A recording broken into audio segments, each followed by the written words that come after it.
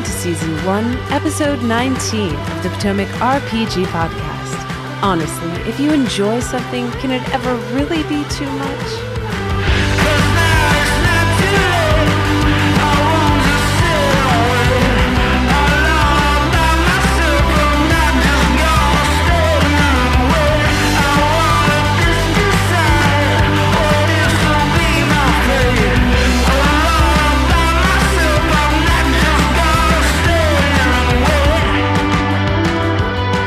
One and all to the Potomac RPG Podcast, your source for old news, tired conversation, and mediocre advice for all of your favorite tabletop role-playing games.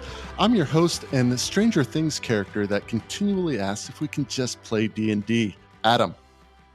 I'm your badly written Dristo Erden fanfiction with gratuitous sex scenes, Adderson from the Pod of Many Things.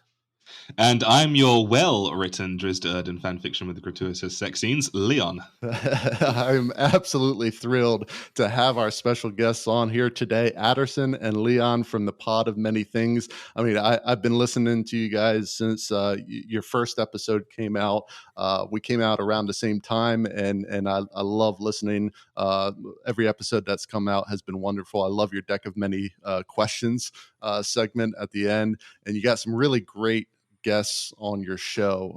I know with Sumi and Ben, just listening to them talk about things was really great. So, kind of a question for you guys right off the bat, like, how did this even start? Like, what prompted the idea? I think I should Leon. take this one, Adderson. Yeah. I blame Leon. So, we were in lockdown, and I was bored, and I just went to Adderson one day and said, "Let's do a podcast." And Adderson was like, "Okay," a little unsure, but I was like, "No. I mean, let's do a podcast right now. Let's just jump on the computer and start recording and see what happens." And the rest is history. Adderson brought in a friend to come and help with the audio, which was Troy, who's since left. Now I'm doing the audio. I originally scripted and hosted. Adderson's doing that now, and we've kind of learned along the way, and now we found ourselves in a little bit of a groove. That's where it started. I love the vibe of your show. It's a very chill, very relaxed, atmosphere with it. Just a few people around a microphone talking about D&D. Like, what made you go that route with things instead of like an actual play or something high energy rather than this kind of relaxed feel? So, do you want to take this, Adderson, or should I take it?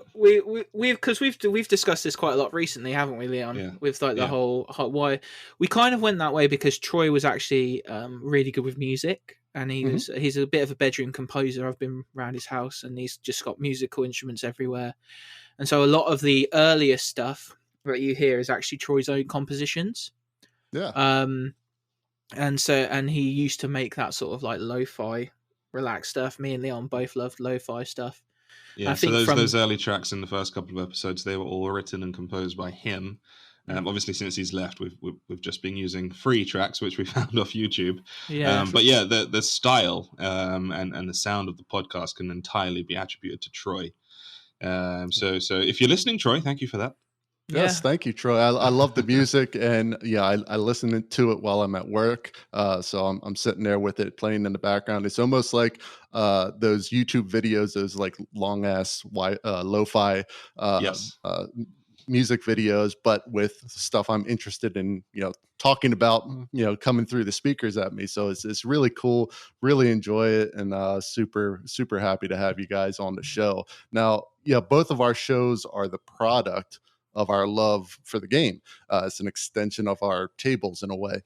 And that's what we're going to be talking about today, the influence of D&D on our very real worlds, whether that's podcasts like yours or ours, or the myriad of products, TV, movies, books, music, anything that make tabletop role-playing a part of our everyday lives. So, Leon, let's start with you. In what way has D&D or tabletop role-playing in general bled its way into your life? In virtually every aspect of my life, to be honest. Where to begin? So I'm a DM, for those of you that don't know. And just being a DM requires hours of your time, planning, training, thinking, buying books. All of my I have a shelf for D&D, which is soon to become 2 shelves for D&D. I have a box of equipment, which is about to become 2 boxes of equipment. My wife got involved in D&D, so now she's heavily involved in it. All of my friends who never heard of D&D before, they are now all heavily involved in it. I like to read things to give me inspiration for D&D. Recently, I discovered a new magazine place. So I like to go there and buy a magazine and read it and take ideas from it for D&D. So, for example, I just bought a Nat Geo magazine, which featured Amazons. And I thought, ooh, let's put some Amazons in my game. So I bought that magazine to get some inspiration. Yesterday, I went back to the magazine shop. I bought a magazine on sorcery to get more inspiration for D&D. It's just always, what can I do for D&D? That's just my life now. Very cool. Well, how about you, Adderson? Do you have this same level of dedication to the game? Pretty much, because I also took it to work. I'm a teacher for what you guys would consider middle and high school. We call it secondary. So years. That's not true. We do still have high schools. I went to a high school. Okay, but we have a wait. Well, let's lock this down. So, what is it? High school or secondary? So yes, there are secondary schools. There are also high schools. Yeah, but it's mainly a 2-tier system. So secondary, I teach in a secondary school, which is ages 11 to 18. Mm-hmm. And when I was first getting into D&D, I couldn't find anywhere to play it. So I took it to work and I used it in my job with children with special needs, including social, emotional problems, inability to act as a group, and had it as a teaching tool. And now as a teacher, as I've progressed in my career, I now am in charge of the D&D club extracurricular at my school. Awesome. And, well, I've always been curious, how well does it translate into a teaching tool? Because I've heard of that in the past, but I'm really curious, what effect have you seen on your students?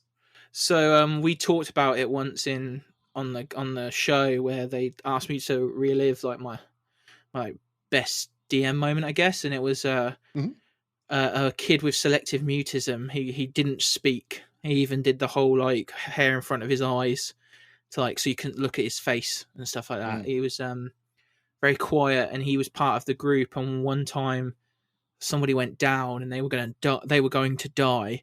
And you just saw this kid stand up, move the hair from his eyes, and put the sheet in front of me and go, "How can I help him?"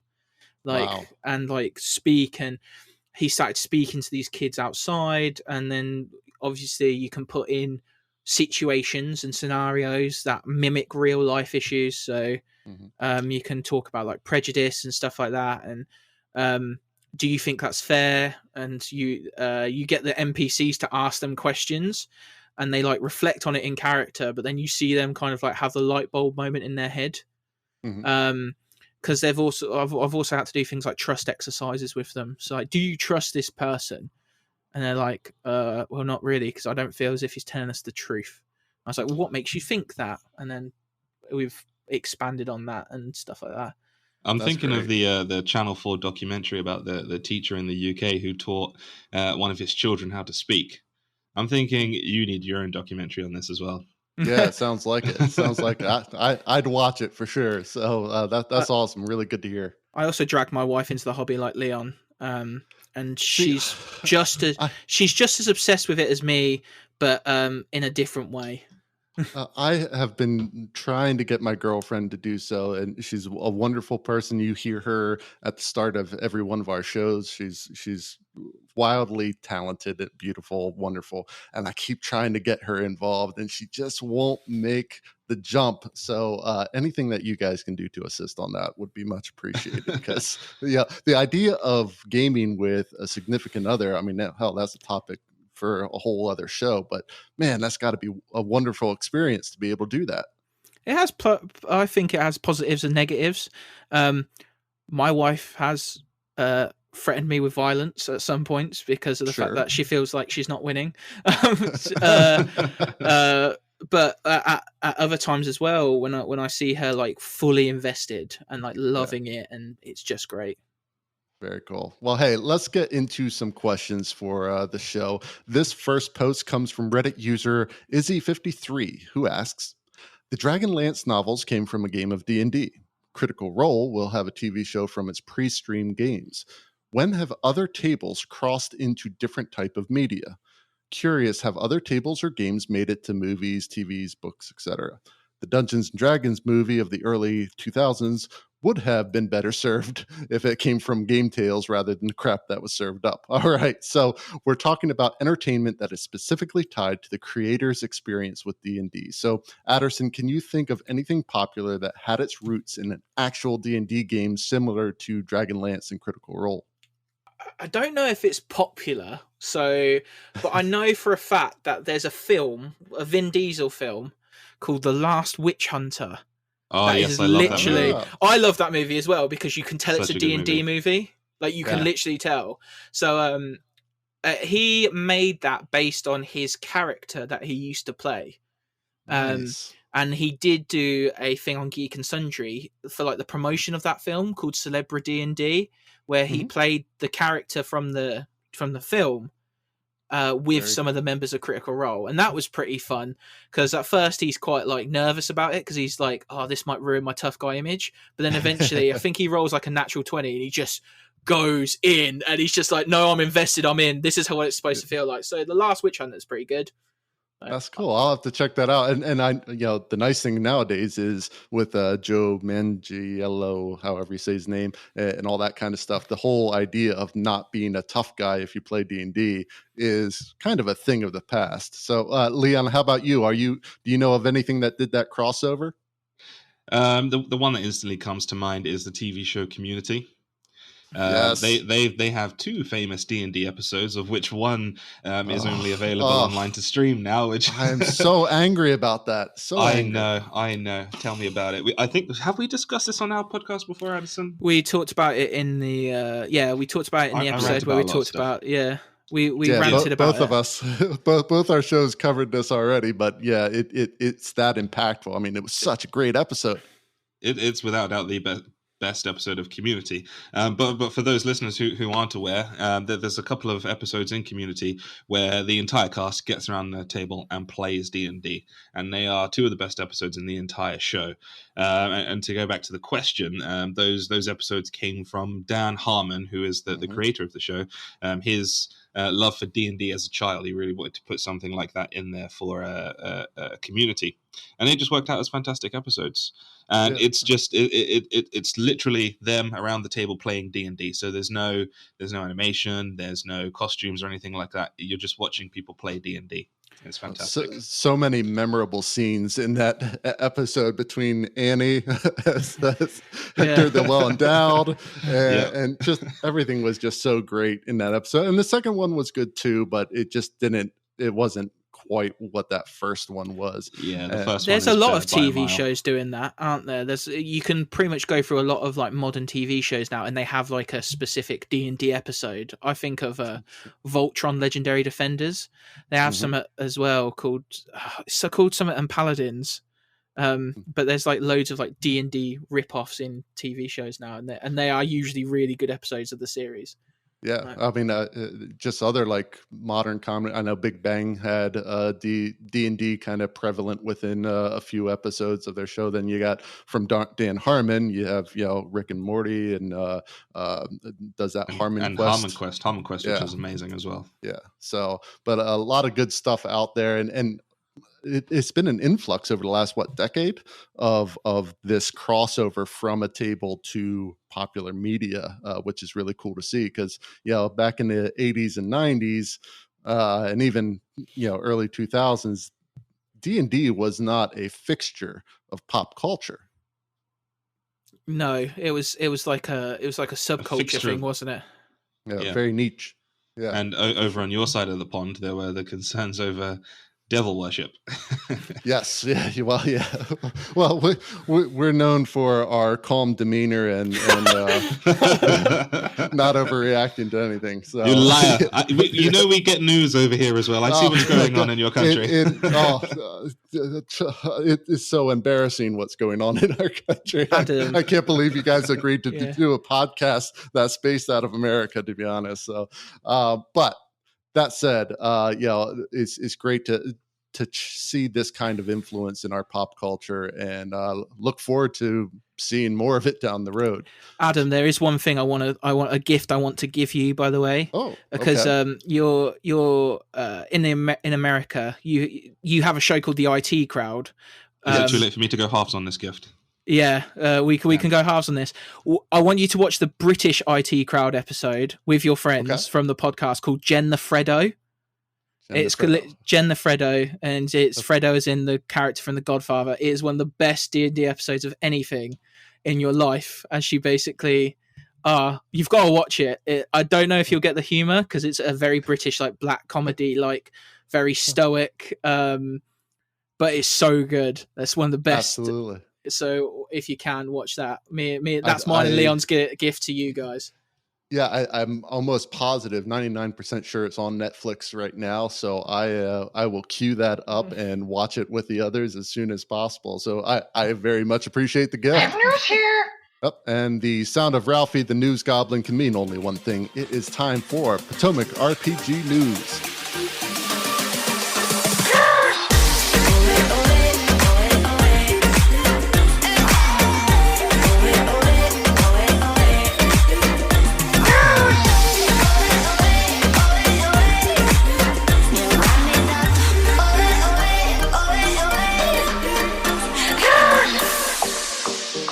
All right, so let's get into some news items. First up, the big news this past week is the upcoming release of Tasha's Cauldron of Everything. In it, we're getting expanded subclasses, more character options, things like group patrons and magic tattoos, all sorts of goodies. So, Leon, let's go to you first. I know you were excited when Mythic Odysseys of Theros came out. Has this gotten you just as pumped up? Well, I found out about it because I woke up one morning and Alison had already messaged me the link to it. And I was like, oh, okay. So had a quick read through it, pre-ordered straight away. So yeah, I'm pretty excited about this. Well, what has you excited? I mean, obviously it's going to include a lot of the previous UA stuff, I'm assuming, but is there anything else that really grabs you?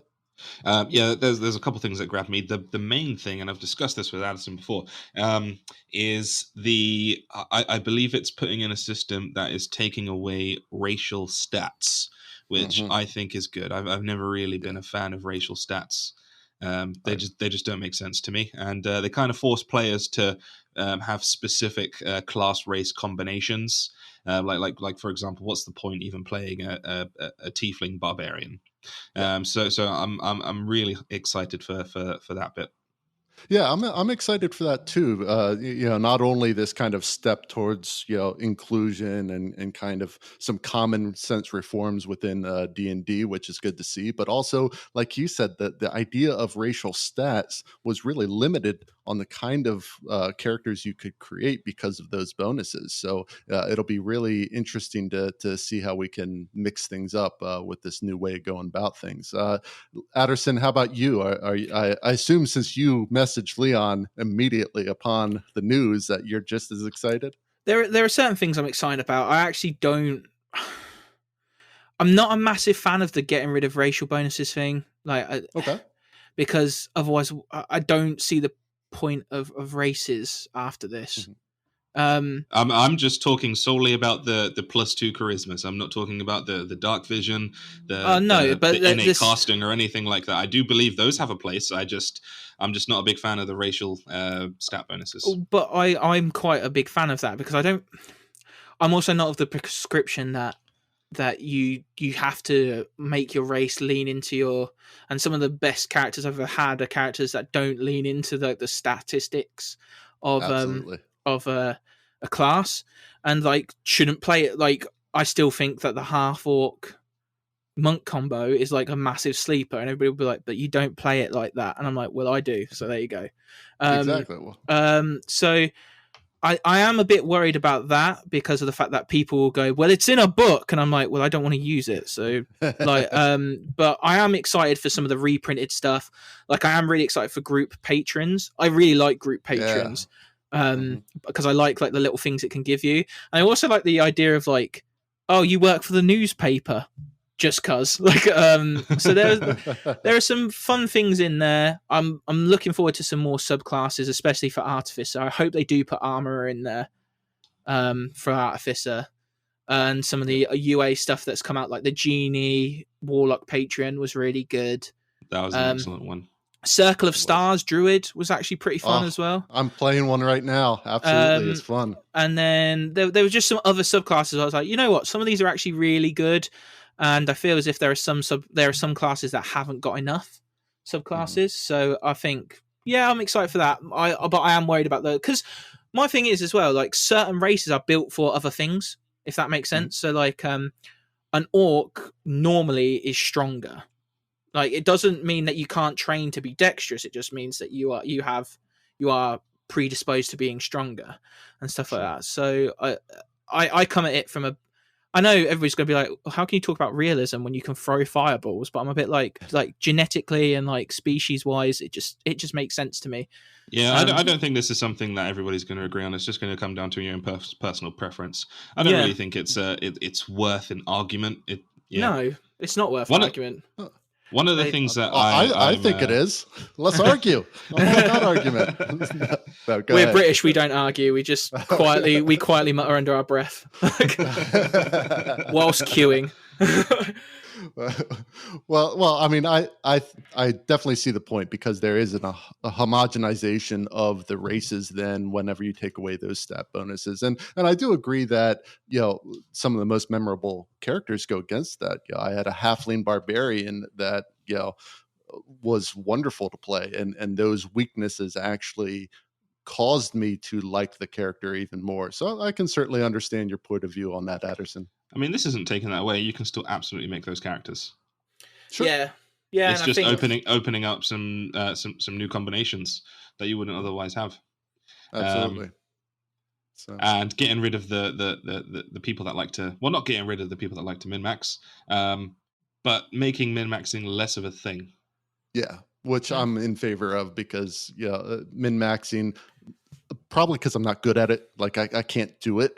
so getting rid of it, I'm all about it, because now everyone can suck a little bit instead of just me. So I'm looking forward to that. So, what do you guys think of the sidekicks? I remember reading the sidekick UA way back when it came out, and it feels kind of like more resource management. I guess it depends how you use your sidekick, but I think they were also in the starter pack, weren't they? They were in the beginner's pack or whatever, the I Spy a Peak thing. The sidekicks are in that, yeah. Because of the fact that you basically use the sidekicks.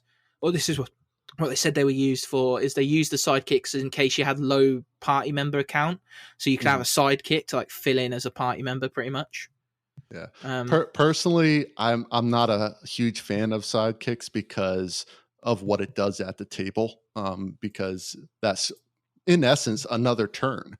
So, you know, you're waiting for your turn to come around, and the character goes, and then their sidekick goes as well. And, you know, you never have the stat block that you need for your sidekick, you know, handy. So you're looking up this, it's different from my character in this way and that way. And we're looking things up more and more instead of just playing. But that's just making the table more cumbersome. Exactly. But and that's that resource management thing, isn't it? Yeah, I mean, it sounds awesome. I mean, who doesn't want a sidekick? What about you guys? Are you pro or anti-sidekick? You go first, Leon, because I've got a thing about this. I probably wouldn't have them at my table. That said, it's not that I dislike them, but basically what you said, Adam, it's just another thing to do at the table. And what if the actual player is like a ranger with a beast? Then they've got two people to go. Then you've got two characters that need to take their turn. It's just too cumbersome for me. Yeah, agreed. I'm kind of the same, because I have like large group sizes normally, because I can, because of the fact that I DM for kids, and you usually have like a large group size with kids because there's not enough DMs for kids who want to play. To if I gave one kid a sidekick, they'd all want one. And it's like, oh, God. oh Could no, you no, no, imagine no, that? no, no, no, no, no, no, no, no, no, no, no, no. So it's better not to have them. And it's the same for adults sometimes as well. Like, how many adults try and tame things? Like, the first thing they try and do is tame the beholder or whatever. Like, absolutely, yeah. Everyone wants a pet for their D&D campaign every single time. So Yeah. I totally get it. So all right, well, let's get into some other news for the day. Now, this is a bit older, but it's still progressing along. As some of you may know, there's a new Dungeons and Dragons movie in production. Supposed to be in production. Things have kind of ground to a halt due to COVID, but here's hoping they can get things up and moving. There's a few articles out there, but one written by Meg Bucholtz at Looper had a pretty in-depth article where she gets into release dates, possible cast, and plot lines. After the movies back in the 2000s, I have to admit, this has me a bit nervous. Adderson, what's your take on a new D&D movie? Is this something you think people are going to bite on? I think it has a worry, doesn't it, of being the 2000s movie that was a bit tonally confused and didn't know really what it was doing. Whereas I tell you who has a really good take. I don't know if it's Shia LaBeouf. It might be Shia LaBeouf because it's a really pretentious take. But he said that if he was to make a D&D movie, he'd literally want it to be like that Community episode where the whole movie is you just watching them play, and then there's like small cuts to them as like dressed as their characters or as other people playing their characters in like the fantasy world, and they do one little thing and then they come back to them just round the table. Similar to Never-Ending Story. Yeah, or like Princess Bride when it goes to the bit where he's reading to his son and stuff like that. I think that could be quite a good take, but I am a bit worried that they're going to go like full blown Michael Bay AAA film, and I'm going to be like, well, how about you, Leon? Are you nervous too? It depends. Do we know the studio? Do we know who's directing it? They switched some stuff up. While I keep going while I look up the director and the studio. Okay, it really depends who's directing it for me and which studio. Like if it was Sony, for example, I'd be incredibly concerned. I do get know hurt by Spider-Man. Yes, I've been hurt by many Sony films. And I guess another thing, it depends who's casting it as well. I do think the best way to go would be something very similar to Harmon Quest, where it's a bunch of people around a table, and then every now and then you go off to their imagination, and you see either the animation or the live action of what's going on in their imagination. But the crux of it is just the people around the table. Yeah. I think if they were to do something, my dream director for this kind of project would be the Russo brothers, obviously because of their involvement in Community, and as a result D&D. That would be fantastic. And if you look at it, their Avengers movies are essentially D&D stories.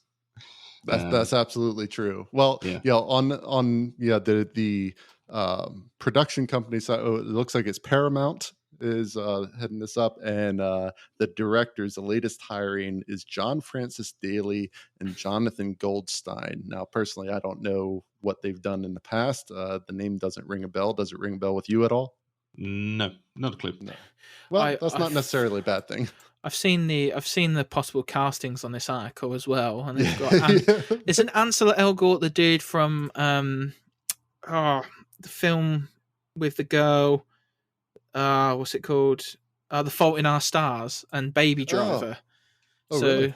If he plays it like Baby Driver, that could be cool. If he played a rogue like Baby. Oh, hang on. All right. The hashtag show previously reported that the studio was allegedly pursuing a laundry list of actors. Okay, yes. Will Smith, Josh Brolin, Chris Pratt, Vin Diesel, Matt McConaughey, Jamie Foxx, Joel Edgerton, Dave Bautista, Jeremy Renner, and Johnny Depp. Okay, now I'm excited about this movie. Well, yeah, except that's who they're going after. How many of them are they actually going to get? I mean, you know what? You only need one or two of those, to be honest. That's true. Well, yeah, I I'm kind of with you guys. Parts of this has me really nervous. Parts have me excited. It's my hope that another Dungeons and Dragons movie does not set back the hobby another decade or so, like the last ones did. But here's hoping that it's going to be fun and exciting and really well done, and continue to get this hobby, more into the mainstream. So we're going to take a step out for a moment, but stay tuned. We'll be right back after the break.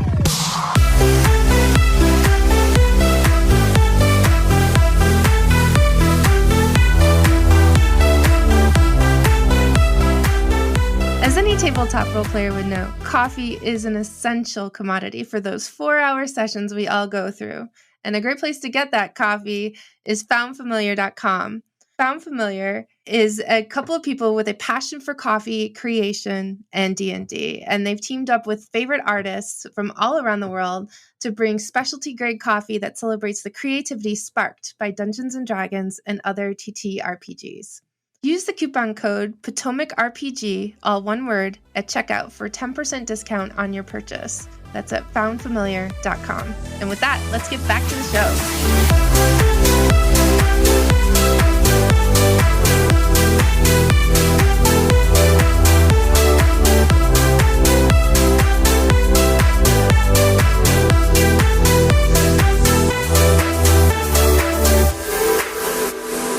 All right, how about another question? This post comes from Reddit user Lady Majora 1024, who asks, D&D wedding, need ideas. My fiance and I are planning our wedding, and it's going to be D&D themed. He and I have been playing D&D together for quite some time, and it's become something he and I have really bonded over and both love. Our wedding party consists of 6 people in total, 3 people on my fiance's side, whom he's played D&D with for years, and on my side, 3 people as well, one of whom I've played with for a couple of years and plays in a Zelda-themed homebrew campaign I run. Another who just started out as a player in my campaign, and one who I consider a sister, however, has never played D&D. We have decided to have everyone in the wedding party essentially dress up in either Celtic or Renaissance-themed attire if they weren't comfortable cosplaying, or they can dress up as a character of their choice. My fiance will be dressing up as a character from an older homebrew campaign, whom he based off a mix of Richter, Trevor, Belmont, and I'll be going as my wild mage sorceress, who I played in the first campaign we ever played together, and honestly is really close to my heart, as that campaign helped us bond so much before we got together. Our colors are red, black, and silver. However, I've actually been thinking to have bits and pieces of gold as accents, as gold is not only our wedding, and we'll be having our wedding in autumn. I'm not entirely sure that's a good idea with silver already being in color. Okay, we're going to get into the nitty gritty of this here. Okay. However, I want some ideas.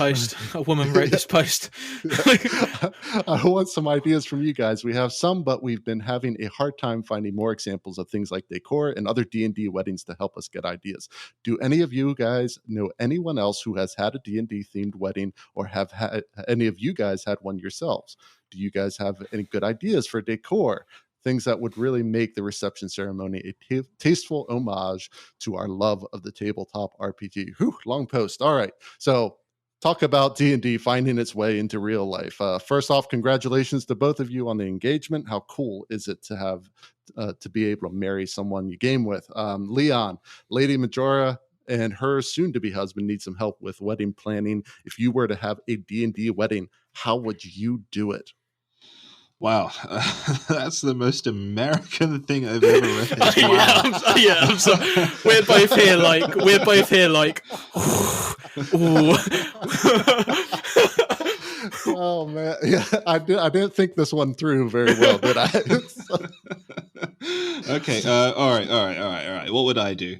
Where to even begin? A D&D themed wedding. There's 6 people, right? Yes, in a wedding party there are 6. Okay, all right. The first thing that comes to my head, what do you call the person that does the wedding? Priest? The officiant. The officiant. Yes. Yep. I would try and find an officiant that also plays D&D, so that they could literally role play the wedding as a game. Oh. I don't know how this would work. Okay. You probably wouldn't want to roll for vows. That could end poorly. But you could find an officiant who would do it in D&D language. Yeah. I like that very much. Get things like saving throws and stuff like that into the mix. Okay, you could possibly have the efficient. You could do. There's only 6 people. You could do the wedding around a table. Get rid of that standing in front of a flower covered thingy, and get rid of all that. Have all 6 people plus the officiant around the table. The officiant is your DM. Okay, so he's leading the wedding or the game. I say in air quotes. What else could you do with this? Or you could just not and have a normal wedding. I mean, there's only 6 people going. You might as well make it an interesting wedding. Well, I don't know if there's only 6 people going. There's just 6 people in a wedding party. They might have an audience of 200, depending on COVID and all that stuff. So, all right, let's look at more realistic things then, like decorations. Okay. So I'm thinking, your centerpieces for each table, they could be like, you could have some D20 shaped candles, or a D20 shaped candle holder, which would be kind of cool. Another thing that you could do, you do wedding favors, which you give to your people to take home, your guests. You could like get a custom mini for each person that's coming along. Ooh. That would be super expensive, but that is. If I went to a wedding, and I got a custom made miniature, that would be my favorite wedding ever. So I'm all about that idea. Or even just minis of the bride and groom for everybody to take home. That would be awesome. Yeah. Mm-hmm. Well, how about you, Adderson? What do you got for Lady Majora? Okay. Sorry. I'm about to go really British here and be like, nope, don't do it. But don't do it. I think if you want to incorporate D&D into your wedding, it's not... it's something that should be subtle, but also could be fun, because you want to show that D&D is fun and not weird. So one of the things I would do is each table would have like the stat block for a monster, like quite a high level monster. And each place would have like a mini character card with actions they could do.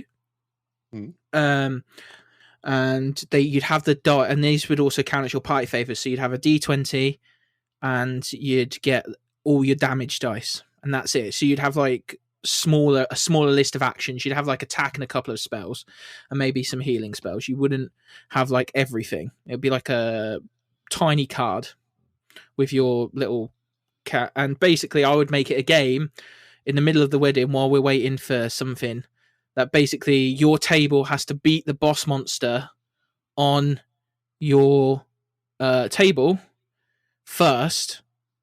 And then if you do, you can win like a bottle of wine or a bottle of champagne for your table or something. And basically you're looking at multiple D&D games happening at once during the reception, basically. Yeah, or like during the dinner, like, because in the UK sometimes you have to wait between like courses and all that jazz. So I think like you put one monster on the table, say like, yo, you're fighting. It's got to be something big as well, so you can give beholder. Them like, you'll find a beholder, you'll find a dragon, who can kill their thing first. So you can have something like, if you attack the beholder, it looks at you and you can't use any magic, and anybody on the seats left and right in view can't use magic either.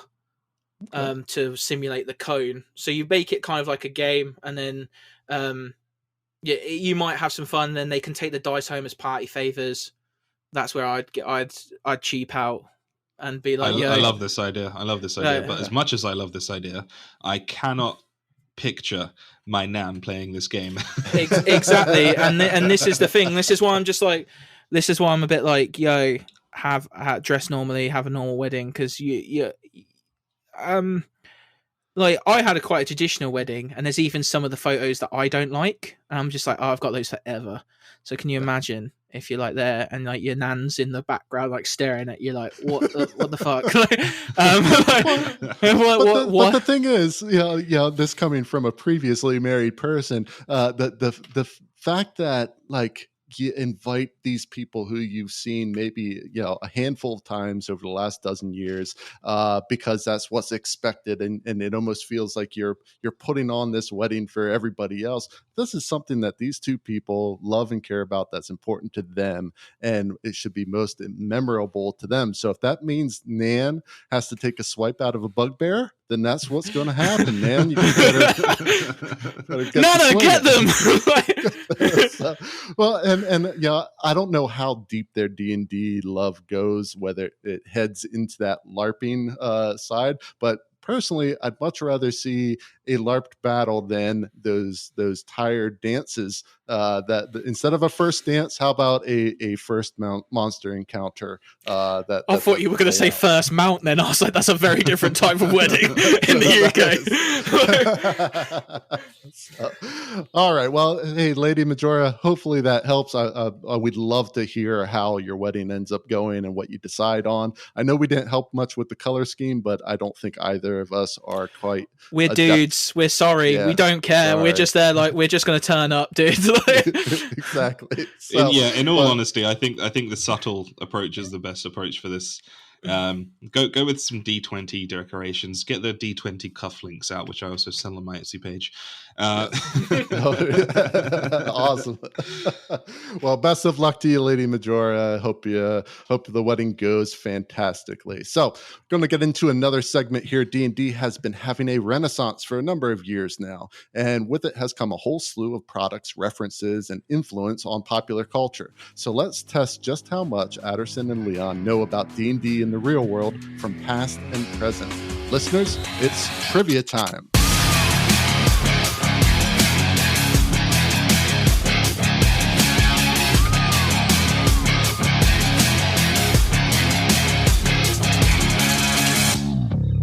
Welcome to Trivia Time, where we pit our two guests against each other in a battle of game knowledge and history. So here's how it'll work. I'll read the description of a D&D related product or slice of pop culture, whether that's TV, movies, news, streams, gear, whatever. Your job is to tell me what it is.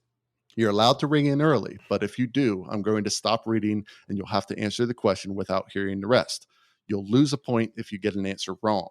First one to buzz in gets the answer. You get it right, you get the point. Get it wrong, you lose a point, and your opponent gets a chance to steal.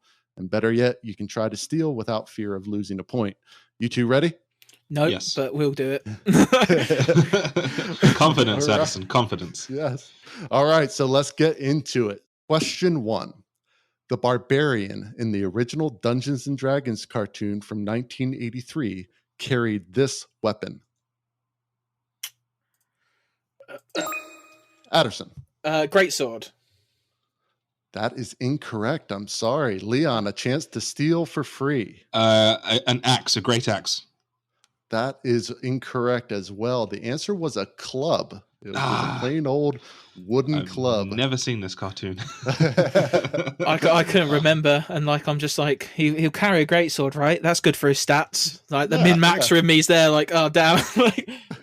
It makes logical sense. I don't know why they went with club, but hey, it was the 80s. All right, so question 2. This wood crafting company is known for its amazing woodwork items for D&D. Leon. Wormwood. Wormwood is correct. Yes. Damn it, I was like a second. Well done. So it is 1-1. Leon is in the lead. Question 3. This musical group released the first official soundtrack ever for D&D in 2003. Adderson. BattleBards? That is incorrect. I'm sorry. Leon, a chance to steal for free. No idea. It was a group called Midnight Syndicate who did an official soundtrack for Dungeons and Dragons 3rd edition. Okay. So little nostalgia there. All right. So question 4. In the 2000 movie Dungeons and Dragons, this British actor played the notorious Profion. Oh, I did not see who rang in first. I'm going to say... I think that was me. That was me. No, it's totally me. Is it Jeremy Irons? Jeremy Irons. It is Jeremy Irons. You son of a bitch. You stole it from me, you bastard. Yes. Son of a bitch. I need to catch up. You're on 1 and somehow I'm on negative. No, I'm now on -1, but I'm like 3 points behind you on 1. Good. Well, I'm here to win. It is 1-1. Leon is still in the lead after his unfair treatment by me. So question number 5. According to episode 4 of this D&D inspired podcast, This host states he spends anywhere from 5 to 10 hours per week on D&D related stuff. Adderson. That's the Pod of Many Things. Yes. Which host is it? I think that's... is that me? Is that me? That is you. It is you indeed. Well done. I was like, oh, does he want the podcast? Like, I went like full blue screen, like... Oh, I guess I did word that question a little oddly, didn't I? All right. Yeah, I should have been a bit more specific. Okay, it is 1-0. Leon, your lead is decreasing. Question number 6. In 1984, this company, known for Cabbage Patch Kids dolls and video game systems, released a Dungeons & Dragons tricycle, complete with Leon. I think I may have balls this. I'm going to say Hasbro. That is incorrect. Adderson, would you like to hear the rest of the question? Yes, please. All right. So in 1984, this company known for Cabbage Patch Kids dolls and video game systems released the Dungeons & Dragons tricycle, complete with a dragon head mounted on the handlebars and dragon wings on the spoiler.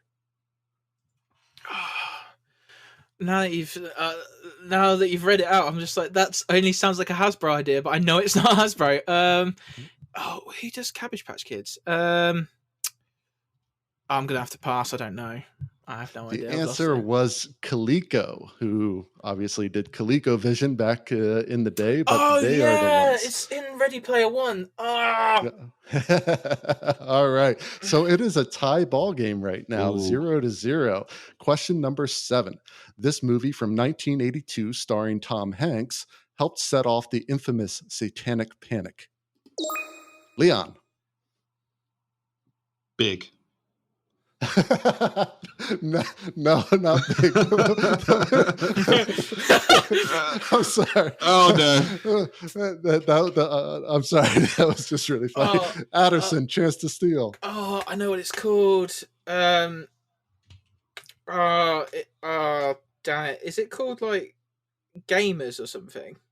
It is not. It's called Mazes and Monsters. Was the all name right? of it. Both back down to -1. No, no. I don't get it. Oh, is it just me? Oh no! Yeah. Oh no! Stealing's free, baby. Stealing's free. This is such a good PSA. There are no consequences for crimes. None whatsoever. Hey, Adderson, I know you live, so there will be consequences. Question number 8. In the final episode of this series, James Franco's character is forced to join the Audiovisual Club. Other members of the AV Club... Adderson. Freaks and Geeks. Freaks and Geeks is correct. You are now at 1 point. Leon at -1. Now you still have a chance, Leon, to get back in this. So, question number 9. This popular comedy podcast features 3 brothers and their father playing Dungeons and Dragons. Leon.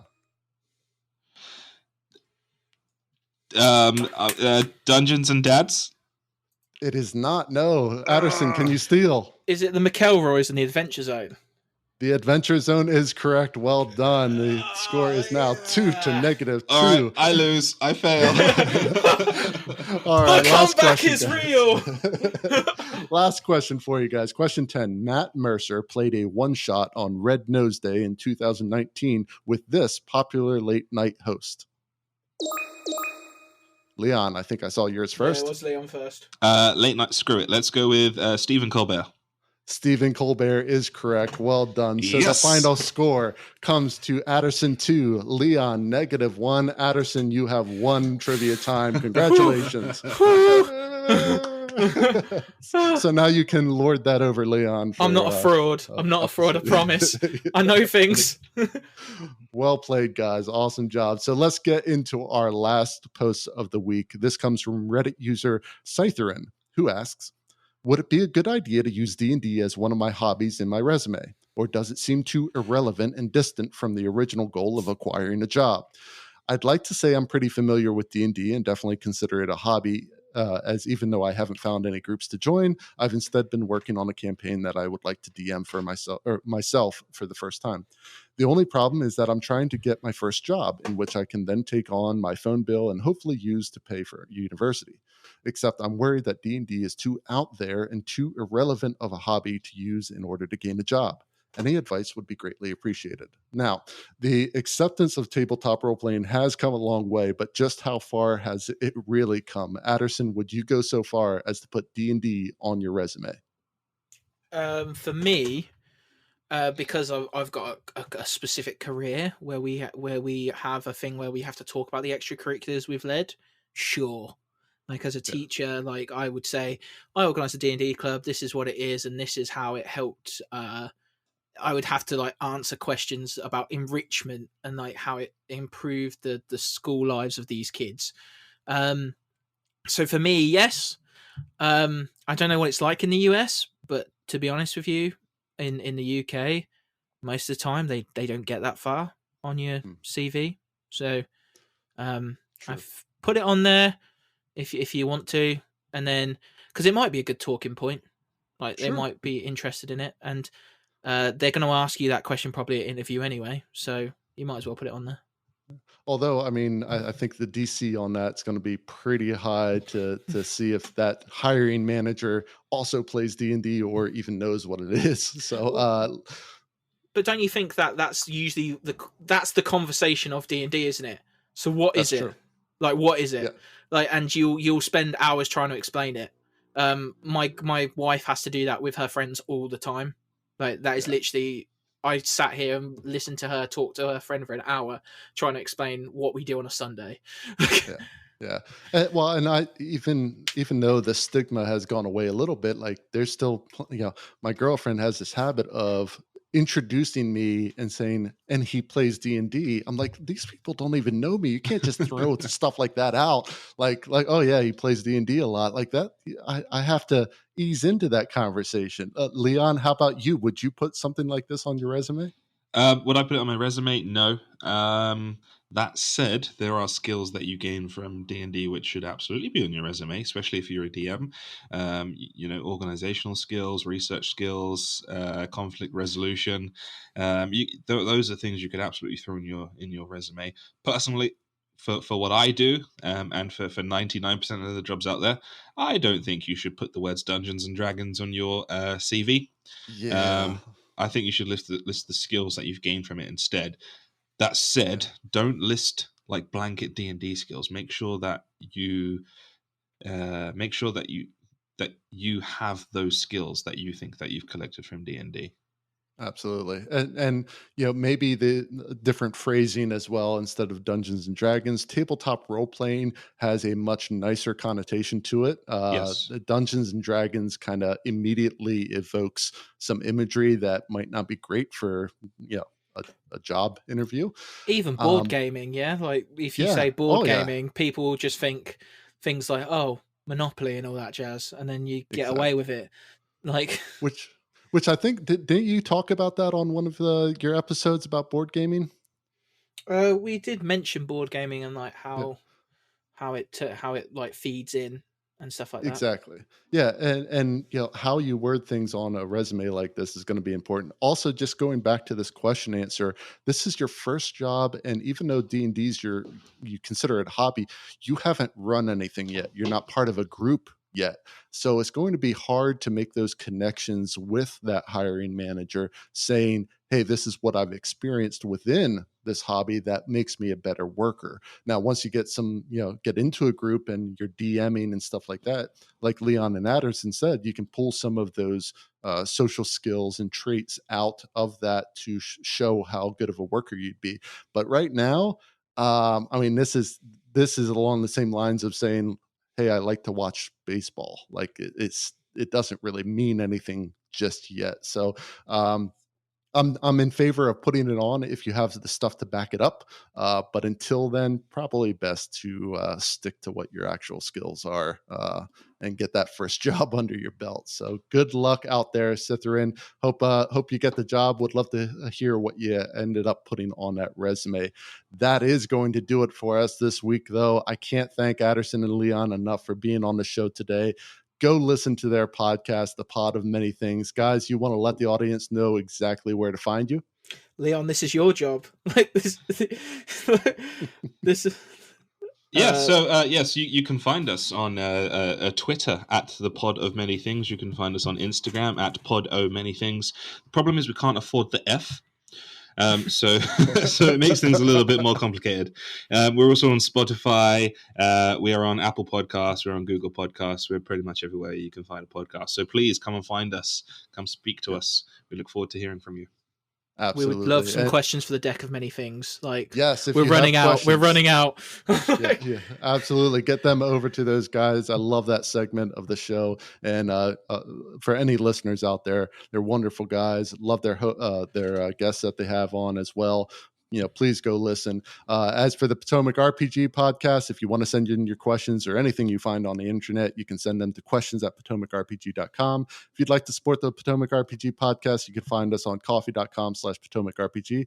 And lastly, you can follow us at Potomac RPG, all one word, on Twitter, Instagram, and YouTube. Finally, we got our Twitter fixed, so it doesn't have the underscore anymore. It took them like 3 months to get back to me, but that's Twitter for you. So thanks again to the Pod of Many Things, and thank you to the rest of the Potomac RPG crew, and of course, all of our wonderful listeners out there. So for the Potomac RPG podcast and the Pod of Many Things, I'm Adam.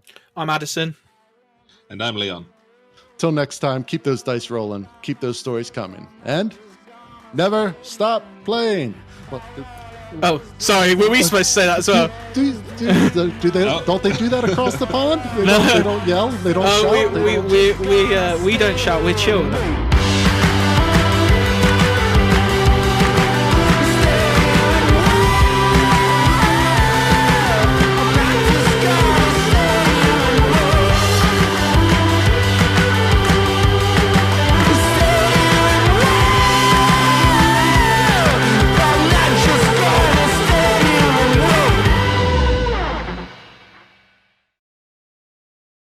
Oh no, I got Cherry Coke Zero. Oh no, this is like the worst thing in the world.